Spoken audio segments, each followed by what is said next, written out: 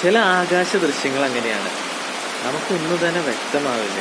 ഇതുപോലത്തെ പല ഇടിവാളുകളായിരിക്കാം അതിനകത്ത് നമുക്ക് കുറച്ചെങ്കിലും വ്യക്തത വരുന്നത്. ജീവിതത്തിൽ വരുന്ന പല കാര്യങ്ങളും അങ്ങനെയൊക്കെയാണ്.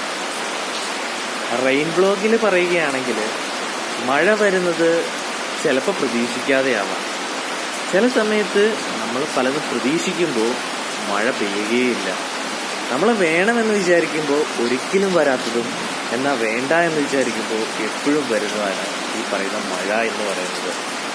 നമുക്ക് ഇഷ്ടമല്ലാത്ത സമയത്ത് വീണ്ടും വീണ്ടും നമ്മൾ അലോസരപ്പെടുത്തുന്ന പോലെ തന്നെ ജീവിതത്തിൽ പല സിറ്റുവേഷൻസിൽ ഒരു റെയിനുമായിട്ട് കണക്ട് ചെയ്തിട്ടാണ് ഈ നമ്മുടെ സംസാരം പോകുന്നത്.